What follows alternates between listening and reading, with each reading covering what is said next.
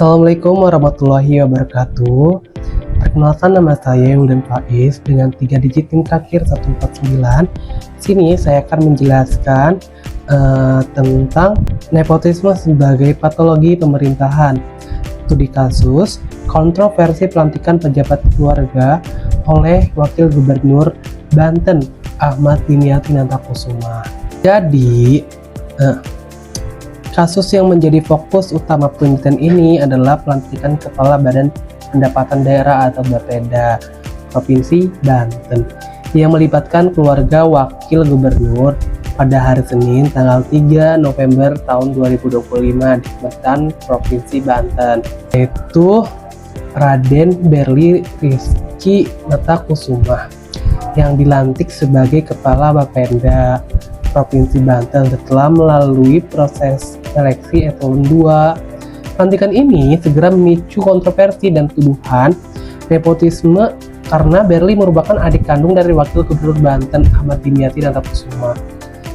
Nah, menanggapi hal tersebut, Wakil Gubernur Banten membantah keras dan menegaskan bahwa pelantikan tersebut murni berdasarkan proses karir dan sistem merit.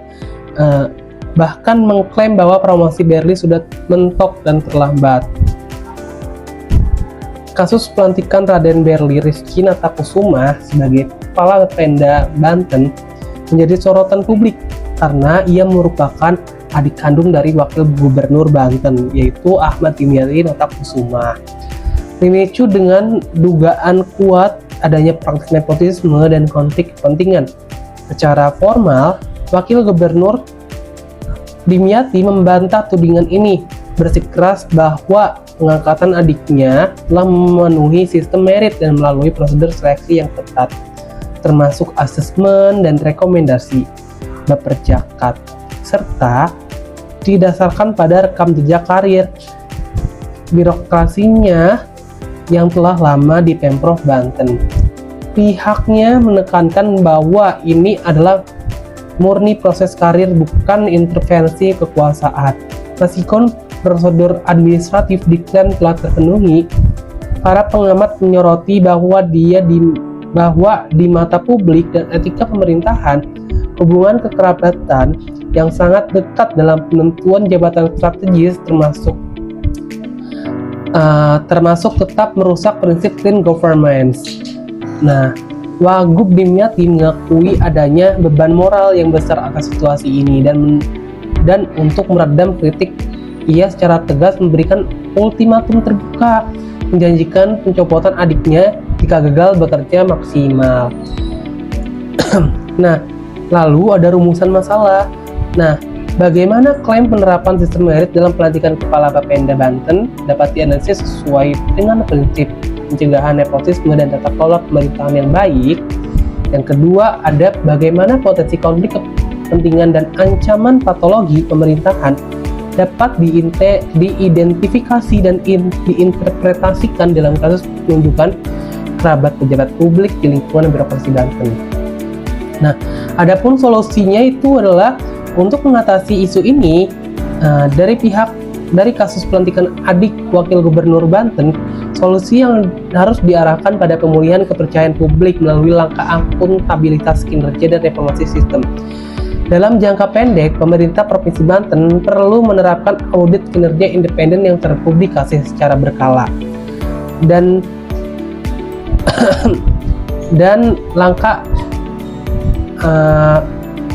langkah kinerja dan reformasi sistem dalam jangka pendek.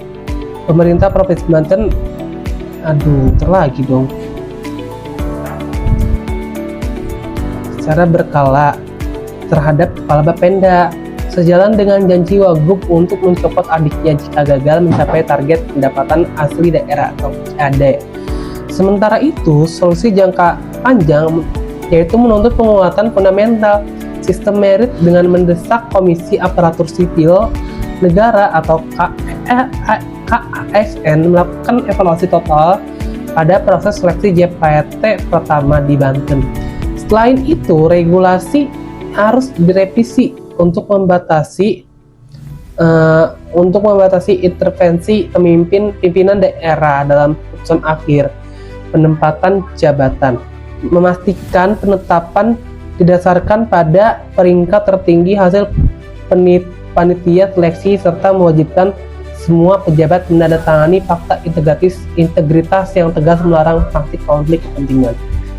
Nah, kesimpulannya, kontroversi pelantikan Raden Berli Rizky Natakusuma sebagai Kepala Bapeda Provinsi Banten mencuat akibat hubungan kekerabatan yang erat dengan Wakil Gubernur Banten Ahmad Dimyati Natakusuma, memicu dugaan kuat praktik nepotisme dan konflik kepentingan dalam tubuh pemerintahan.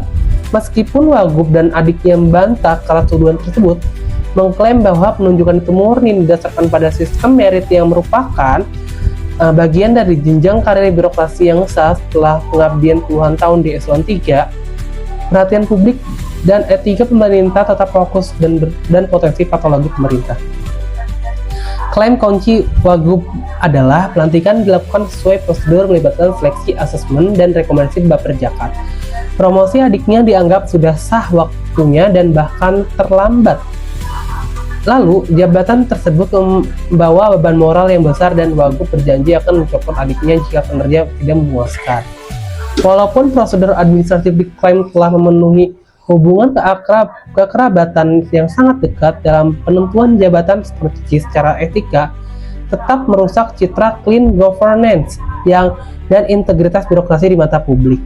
Untuk memulihkan kepercayaan publik dan mengatasi isu nepotisme, fokus harus diarahkan pada akuntabilitas kinerja.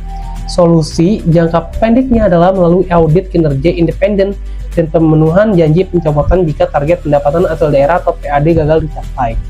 Solusi jangka panjang yaitu menuntut reformasi sistem merit yang lebih transparan dan independen, termasuk evaluasi total oleh Komisi Aparatur Sipil Negara atau ASN, dan membatasi intervensi pimpinan daerah dalam putusan akhir penempatan jabatan.